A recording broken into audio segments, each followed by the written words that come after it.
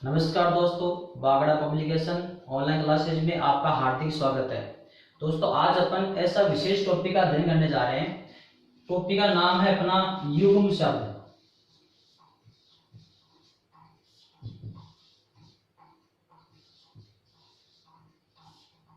Topic का नाम है युग्म शब्द। इसका अन्य नाम है श्रुति सम भिन्नार्थक।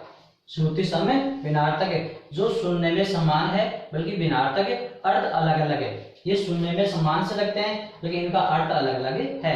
एक एक मात्रा वर्तनी का परिवर्तन है, छोटी बड़ी मात्रा का अंतर है, बल्कि अर्थ अलग अलग है। तो इन्हें कहते हैं युग्म शब्द या श्रुति सम भिन्नार्थक। तो दोस्तों, आज अपन जो ये टॉपिक लेकर चल रहे हैं, ये वही शब्द हैं, वही युग्म शब्द है जो एग्जाम में आए हुए हैं, पिछली प्रतियोगी परीक्षा में आए हुए युग्म शब्द है। इसलिए इनको इकट्ठा करके मैं आपके सामने वीडियो के माध्यम से प्रस्तुत कर रहा हूं। तो देखो, अपना पहला क्या है? पुरंदर। ये देखो सेम से है, पुरंदर, पुरंदरा, योगेश्वर, योगीश्वर, विश्वंभर, विश्वंभरा। ऐसे जो सेम से हैं, ये बड़े दुर्लभ हैं। तो ये मैं आपके सामने प्रस्तुत कर रहा हूं। अगर अभी तक आपने चैनल को सब्सक्राइब नहीं किया है तो सबसे पहले सब्सक्राइब कीजिए और बेल आइकन जरूर दबाइएगा, ताकि प्रत्येक वीडियो का नोटिफिकेशन सबसे पहले आपके पास पहुंच जाए। अब है पुरंदर। पहला क्या है? पुरंदर। तो पुरंदर का अर्थ होता है इंद्र। पुरंदर का अर्थ क्या होता है? इंद्र। फिर है पुरंदरा। पुरंदरा का अर्थ होता है गंगा। क्या होता है? गंगा। देखो, एक एक स्वर का अंतर है। पहले में पुरंदर में ए है, पुरंदरा में आ गया, तो पुरंदर होता है इंद्र और पुरंदरा होता है गंगा। फिर योगेश्वर और योगीश्वर, योगेश्वर और योगीश्वर। तो योगेश्वर होता है शिव, योगेश्वर का अर्थ होता है शिव, और योगीश्वर होता है योगियों में श्रेष्ठ, योगियों में श्रेष्ठ। तो देखो, योगेश्वर, योग प्लस ईश्वर, इसमें गुण संधि है, और योग प्लस ईश्वर, इसमें योगी प्लस ईश्वर दीर्घ संधि है। इसमें योग प्लस ईश्वर गुण संधि है, इसमें योगी प्लस ईश्वर दीर्घ संधि है। तो योगियों में जो श्रेष्ठ है, ये योगियों का जो ईश्वर है वो तो योगीश्वर हो गया, और जो योग का ईश्वर है वो होता आपका योगेश्वर। तो देखना, दोनों सेम है, दोनों का अर्थ आते हुए भी अपन कभी कभार कंफ्यूज हो जाते हैं। तो इनका ट्रिक के माध्यम से याद करना कि योग यानी शिव और योगी यानी योगी। तो योगेश्वर शिव है और योगीश्वर है आपका योगियों में श्रेष्ठ। अब है विश्वंभर और विश्वंभरा। विश्वंभर, विश्वंभरा। तो विश्वंभर तो है विष्णु, विष्णु भी हो सकता है, और इसको अपन ईश्वर भी कह सकते हैं। क्या कह सकते हैं? ईश्वर या विष्णु। फिर है विश्वंभरा। क्या है? विश्वंभरा। विश्व को देखो, ये तो है विश्व का भरण करने वाला, और ये विश्व का भरण करने वाली। इसके हिसाब से देखना कि विश्व का पालन पोषण करने वाला कौन है? विष्णु। और विश्व का पालन पोषण करने वाली कौन है? धरती। तो विश्वंभर तो है विष्णु और विश्वंभरा है धरती।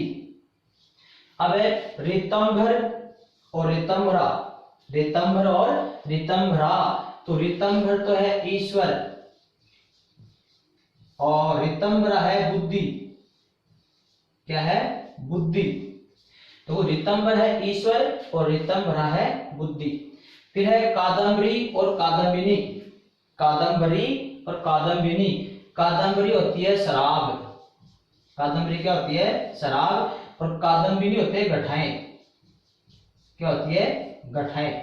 आकाश में काली गठाएं। अब है मंदिर और मदिरा। मंदिर और मदिरा। तो मंदिर तो हो गया आपका देवालय। क्या हो गया? देवालय। और मदिरा हो गया आपका शराब। मदिरा क्या होती है? शराब। फिर है माणिक्य और माणिक्या। माणिक्य और माणिक्या। तो माणिक्य है एक मणि, एक रत्न या फिर मणि। माणिक्य मणि एक मणि का नाम है, मणि का दो चाहे रत्न का दो। और माणिक्य क्या होती है? छिपकली। माणिक्य क्या होती है? छिपकली। छिपकली होती है माणिक्य। फिर है शशधर और शशिधर, शशधर और शशिधर। देखो शश का अर्थ होता है खरगोश और शशि का अर्थ होता है चंद्रमा। तो खरगोश को धारण करने वाला और चंद्रमा को धारण करने वाला, शश का अर्थ है खरगोश और शशि का अर्थ होता है चंद्रमा। तो दोस्तों शश खरगोश को धारण करने वाला कौन? चंद्रमा। शशधर का अर्थ होता है चंद्रमा और चंद्रमा को धारण करने वाला कौन है? शिव। तो शशधर तो है चंद्रमा और शशिधर है शिव जी। अब अपन आगे चलते हैं। देखो बीती और बीती, बड़ी, देखो इसमें बड़ी भी है इसमें छोटी है।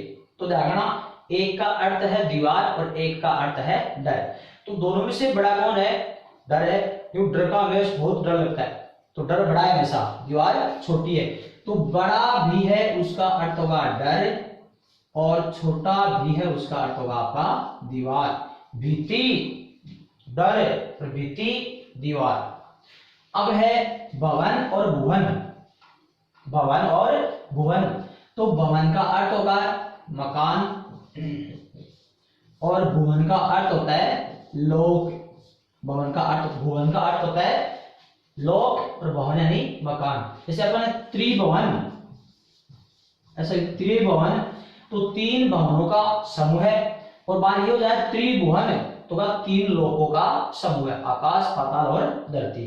तो भवन होता है मकान और भुवन होता है लोक।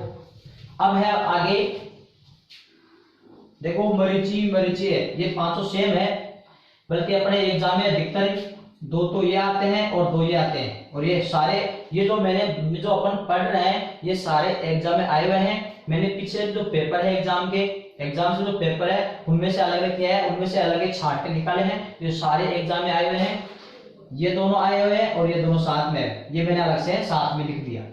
देखो मरीचि और मरीचि, अब आपको पता है कि एक का अर्थ है किरण और एक का अर्थ है सूर्य।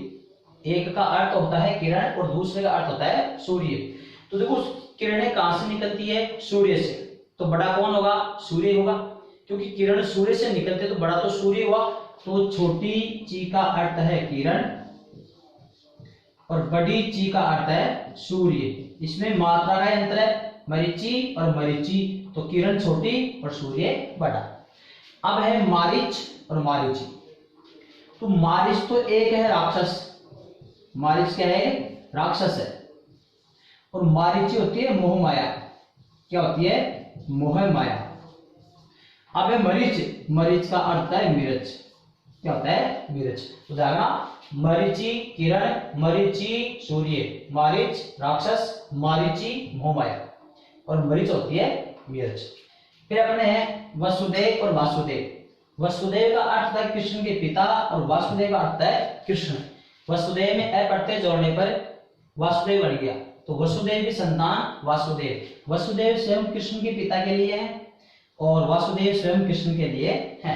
अब है व्यंजन और व्यंजन, व्यंजन और व्यंजन। व्यंजन का अर्थ होता है पकवान, पकवान या वर्ण। व्यंजन वर्ण, पकवान या वर्ण। फिर है व्यंजन, व्यंजन का अर्थ होता है पंखा। व्यंजन का अकेले का अर्थ होता है पंखा। इसमें से अपन ने अनुस्वार हटाते हो गया व्यंजन। तो व्यंजन का अर्थ होता है पंखा और व्यंजन का अर्थ होता है पकवान या वर्ण। एक आता है विजन। अगर ये विजन आ जाए तो इसका अर्थ होता है जंगल। क्या होता है? जंगल। अब है व्याकरण और व्याकरण। व्याकरण का अर्थ है शास्त्र, एक तरह से शास्त्र को या शब्दकोश। और व्याकरण का अर्थ होता है व्याकरण का ज्ञाता, व्याकरण का ज्ञाता, व्याकरण को जानने वाला। व्याकरण शास्त्र है, शब्दकोश है और व्याकरण व्याकरण का ज्ञाता। फिर है समीर और समीर। समीर का अर्थ होता है हवा और समीर है एक समी का पेड़, समी का पेड़। समी, वैसे समी अपन किसको बोलते हैं? खिजड़ी को बोलते हैं। तो समीर था समी का पेड़ और समीर यानी हवा। इस तरह से अपने ये हो चुके हैं भित्ति, डर, भित्ति, दीवार, भवन, मकान, भुवन, लोक, मरीचि किरण, मरीचि सूर्य, मारीच, मारीच राक्षस, मारीचि मोहमाया। मरीच मिरच। वसुदेव और वासुदेव कृष्ण के पिता और स्वयं कृष्ण। व्यंजन पकवान या वर्ण, व्यंजन पंखा। व्याकरण और व्याकरण, व्याकरण शास्त्र, शब्दकोश या व्याकरण का ज्ञाता। ये हो गया समीर यानी हवा और समीर यानी समीर का पेड़। ये तो हो गया अपने इधर से। अब वो उधर वाले हैं पुष्कर और पुष्कल, पुष्कर और पुष्कल, उनका अर्थ अपन यहां लिखते हैं उधर। तो देखो पुष्कर का, पुष्कर है एक तरह से तीर्थ स्थान। पुष्कर क्या है? तीर्थ स्थान। और पुष्कर का अर्थ होता है अधिक। पुष्कर होता है तीर्थ स्थान, तीर्थ स्थल, और पुष्कर होता है अधिक या प्रचुर मात्रा में। शकल, सकल और शकल। तो ये सकल है, इसका होता है चमड़ा। इसका अर्थ क्या होता है? चमड़ा, शकल। फिर है सकल, देखो सकल संसार, तो सकल का अर्थ होता है संपूर्ण। सकल का अर्थ होता है संपूर्ण। और इस शकल का अर्थ होता है चेहरा, चेहरा या फिर आकृति। फिर अपने श्रवण और श्रवण, श्रवण और श्रवण। श्रवण का अर्थ होता है कान, श्रवण का अर्थ होता है कान या फिर सुनना, कान या फिर सुनना। और ये जो श्रवण है, इस श्रवण का अर्थ होता है भिक्षु। क्या होता है इसका अर्थ? भिक्षु। जैसे बौद्ध धर्म में होते हैं श्रवण, बौद्ध श्रवण, तो बौद्ध धर्म के भिक्षुक। स्वजन और स्वजन, स्वजन और स्वजन। इस स्वजन का अर्थ होता है कुत्ता। क्या होता है? कुत्ता। और इस स्वजन का अर्थ होता है अपना आदमी, अपना आदमी। तो ये तो हो गया कुत्ता, ये हो गया अपना आदमी। फिर है शंकर और शंकर, शंकर और शंकर। ये शंकर हो गया शिव, और ये शंकर हो गया मिश्रण। क्या हो गया? मिश्रण या मिश्रित। शंकर शिवजी, शंकर मिश्रण। अब है देखो ये एग्जाम में आए हुए हैं दोनों, ध्यान रखना अच्छी तरह से। एक एक मात्राओं का अंतर है। सची, सची में अपन छोटी मात्रा लिख सकते हैं और बड़ी मात्रा लिख सकते हैं। तो सची का अर्थ होता है इंद्र की पत्नी, इंद्र की पत्नी। और ये सूची है, इस सूची का अर्थ होगा पवित्र। क्या होगा इसका अर्थ? पवित्र। सची है इंद्र की पत्नी और सूची है पवित्र। फिर है अपने सुधा और क्षुधा, सुधा और क्षुधा। अच्छा ये रह गया सूची। सूची होता है सुई की नोक, सुई की नोक। और ये सूची है नामावली। क्या होती है? नामावली। तो देखो सची इंद्र की पत्नी, सूची पवित्र, सूची सुई की नोक, और सूची नामावली, लिस्ट जिसको अपन बोलते हैं। सुधा और क्षुधा। सुधा होता है अमृत, सुधा होता है अमृत, और क्षुधा होती है भूख। क्या होती है? भूख। तो ये हो गया अमृत और भूख। इस प्रकार से अपने ये हो गए युग्म शब्द। ये युग्म शब्द मैं बता रहा था कि जो एग्जाम में आए हुए हैं यही अपन लिख रहे हैं, उन्हीं को अपन दोहरा रहे हैं, क्योंकि जो एग्जाम किस प्रकार से आते हैं इनके आधार पर फिर आपको तैयारी करनी है। अब आगे है अपने सागर, सागर और सागर। देखो इसमें जो दो में नुक्ता चिन्ह लगा हुआ है, ये लगा हुआ है यहाँ पर, ये लगा हुआ, ये अपने 5 पे क, ख, ग, ज और फ। इन 5 के यहाँ पर नुक्ता चिन्ह लगता है, नुक्ता चिन्ह लगता है। तो इनको अपन अरबी फारसी ध्वनि कहते हैं। क्या कहते हैं? अरबी फारसी ध्वनि, अरबी फारसी ध्वनि। 5 का लगता है। और इनमें लगते ही इन, अगर आपसे ये पूछ लिया जाए कि अरबी फारसी ध्वनि कितनी है? 5। क, ख, ग, ज, फ। इनके नुक्ता चिन्ह लगते ही अरबी और फारसी भाषा के शब्द हो जाते हैं। अब देखो पहला सागर और सागर। इस सागर का अर्थ होता है समुद्र। क्या होता है? समुद्र। और इस सागर का अर्थ होगा शराब का प्याला, शराब का प्याला। ध्यान रखना, सागर समुद्र, सागर शराब का प्याला। जरा और जरा, इस जरा का अर्थ होगा बुढ़ापा, क्या होगा बुढ़ापा, और इसका अर्थ होगा जरा यानी थोड़ा, जरा सा, थोड़ा सा। फिर है संवेदना और संवेदना, संवेदना और संवेदना। संवेदना का अर्थ होता है समान पीड़ा, बराबर दुख, समान पीड़ा, और इस संवेदना का अर्थ होगा सहानुभूति, क्या होगा सहानुभूति। ये संवेदना है समान पीड़ा, ये संवेदना है सहानुभूति, क्या है सहानुभूति। फिर आगे चलते हैं अपन, आगे क्या है संदिग्ध और संदग्ध, संदिग्ध और संदग्ध। तो संदिग्ध का अर्थ होगा संदेह, संदेहशील, संदेहशील। संदग्ध, संदग्ध का अर्थ होता है जला हुआ, क्या होता है जला हुआ। अब है अनल, अनिल, अनल का अर्थ होता है आग, और अनिल का अर्थ होता है हवा। अनल यानी आग और अनिल यानी हवा। फिर है हाल और हाला, हाल और हाला। हाल का अर्थ होता है दशा, कि क्या हाल है, और हाला का अर्थ होता है शराब, क्या होता है शराब। फिर है सुरभि और सुरभि, एक में छोटी है और एक में बड़ी है।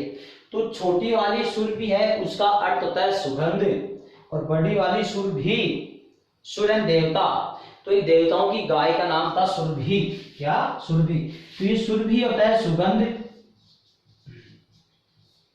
और सुरभि गाय, सुरभि गाय। फिर है सुध, सुधि, सुध, सुधि और सुधि, ये तीनों सेम से धारणा, तीनों सेम है। शुद्ध का अर्थ होता है जैसे शुद्ध बुद्ध खो जाना, तो शुद्ध का अर्थ होता है होश, होश या चेतना, होश या चेतना।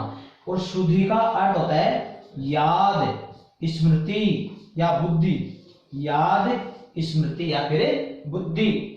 शुद्धि, शुद्धि का अर्थ होता है विद्वान, क्या होता है विद्वान। तो दोस्तों फिर से देखना अपने, शुद्ध, शुद्ध का अर्थ है होश या चेतना, शुद्धि का अर्थ है याद स्मृति बुद्धि, शुद्धि का अर्थ है विद्वान। तो ये अपने युग्म शब्द हैं।